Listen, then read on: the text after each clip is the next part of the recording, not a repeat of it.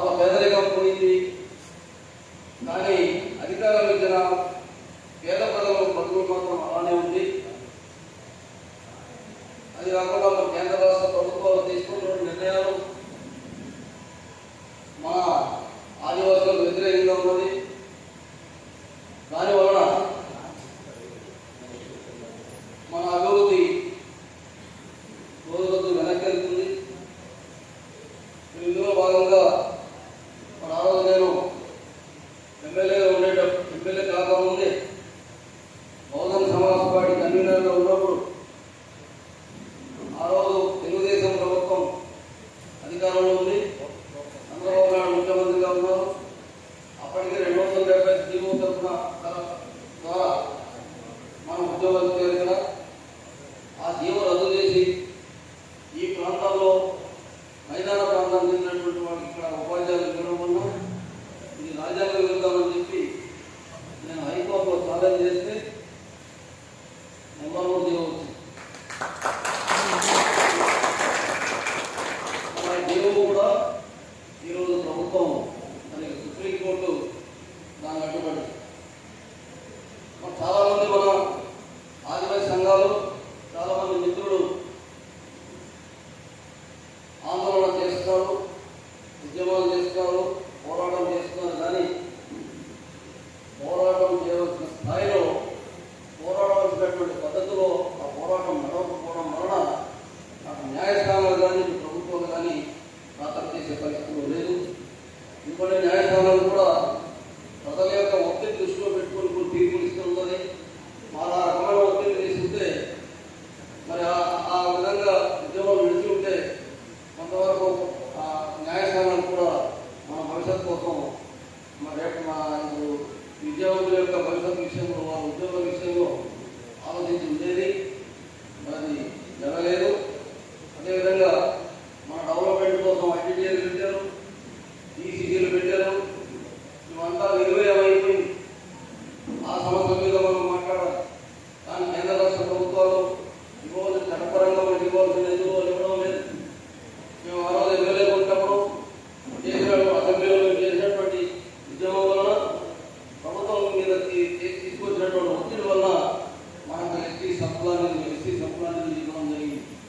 ఆ నిధులు కూడా మన ప్రాంతాల యొక్క డెవలప్మెంట్ కోసం, నీటి కోసము, రోడ్డు కోసము, మన ఇల్లు కోసము, పిల్లల చదువు కోసము ఖర్చు పెట్టవలసిన డబ్బుని ఓట్ల పథకాలు అందిస్తున్నాం. అది ఆ కాంగ్రెస్ ప్రభుత్వమా, టీడీపీ ప్రభుత్వమా, వైసీపీ ప్రభుత్వమా, ఏ ప్రభుత్వం అధికారంలో ఉన్నా ఆ పనే చేస్తుంది. అంటే మన డబ్బుతో వాళ్ళు దోపులు చేస్తున్నారు.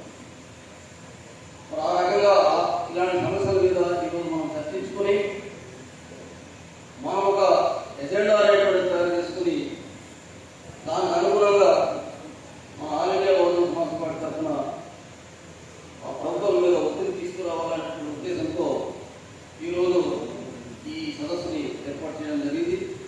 మన సదస్సు ద్వారా భవిష్యత్తులో మనం చేసేటువంటి ఉద్యమానికి, మన ఆదివాసులు చేపట్టబోయేటువంటి ఉద్యమానికి ఈరోజు మద్దతు తెలపడానికి బహుజన సమాజ్ పార్టీ తరఫున మన స్టేట్ కోఆర్డినేటర్ మన పెద్దలు మహేంద్ర గారు కూడా ముఖ్య అతిథులుగా ఇచ్చేస్తున్నారు. మరి ఆయన గురించి మనం చెప్పాలంటే ఆయన చాలా రకాల ఉద్యమాలు నడిపినటువంటి అనుభవం ఉంది. పేద ప్రజలు రండగా నిలబడి పోరాటాలు చేసినటువంటి అనుభవం ఉంది.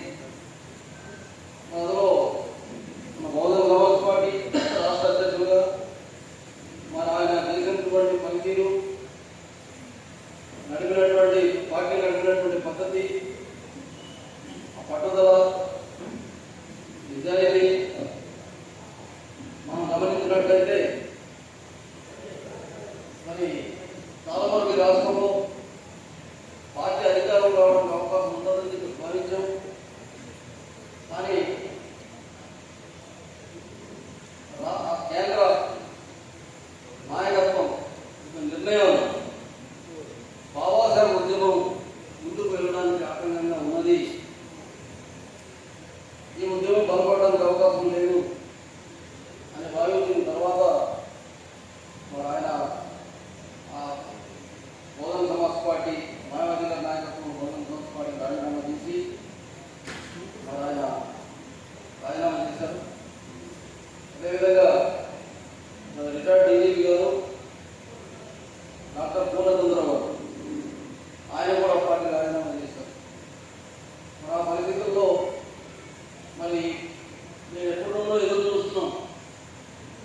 ఉద్యమాన్ని ముందుకు తీసుకెళ్ళడానికి, నాయకురాలు కలవలలో రాజ్యాధికారులు సాధించడానికి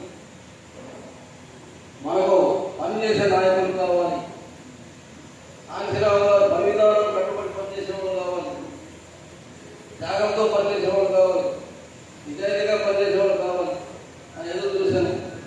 ఆ విధంగా ఎదురు చూసిన ఈ 30 ఏళ్ల కాలంలో నాకు బలమైనటువంటి ఇద్దరు నాయకులు దొరికారు. అందులో ఒకరు స్టేట్ గవర్నమెంట్ పరంజ్యోతి గారు.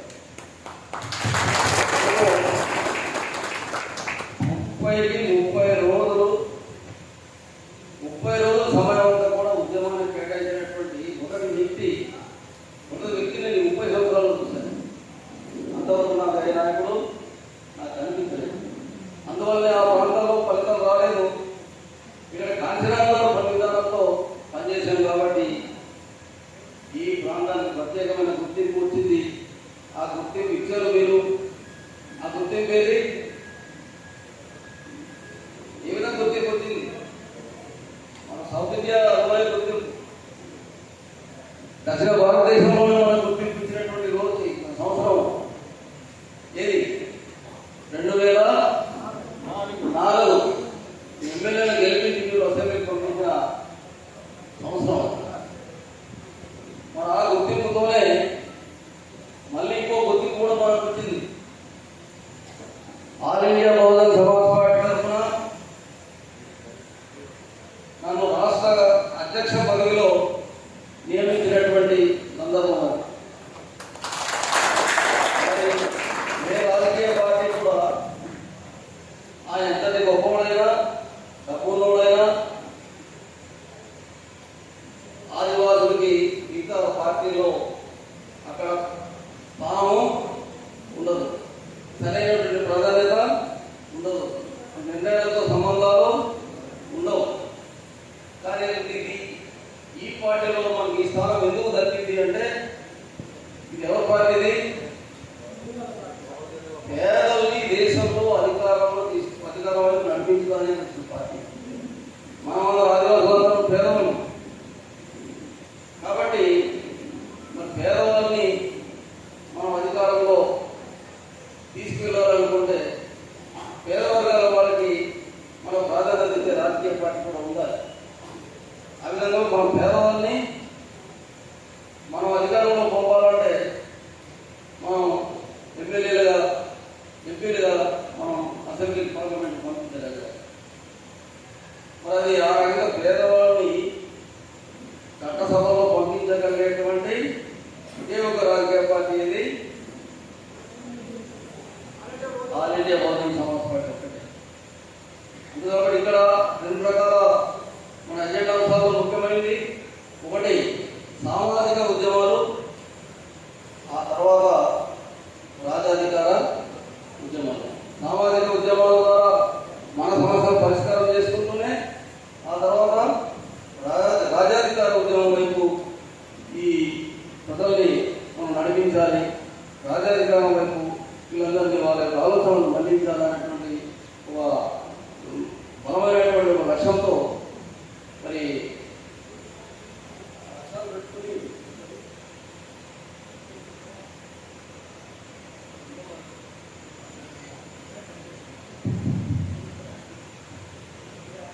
మిత్రులారా, ఈ ఉద్దేశంలో ఈరోజు మనం జీవో నెంబర్ 3 విషయంలో, ఐటీడీఎల్ నిధుల విషయంలో, సప్లా నిధుల విషయంలో, అదేవిధంగా మనం చట్టాలు చేస్తున్నాం.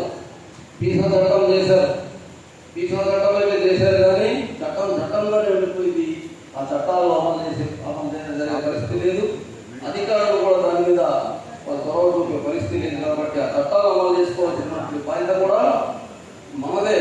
ఆ బాధ్యత ఆల్ ఇండియా బీఎస్పీ తీసుకుంటుందని చెప్పి తెలియజేయడం కోసం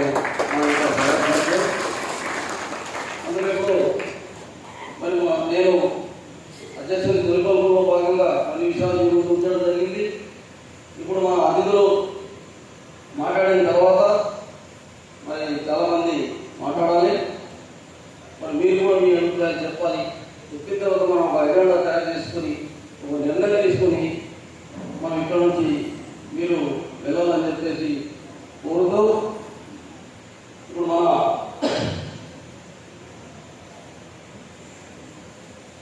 కొన్ని కారణాల వలన మరి మన కన్నా వెంకటేశ్వర గారు జాతీయ ఆదివాసీ సంఘాల చైర్మన్గా ఆయన ఉన్నారు.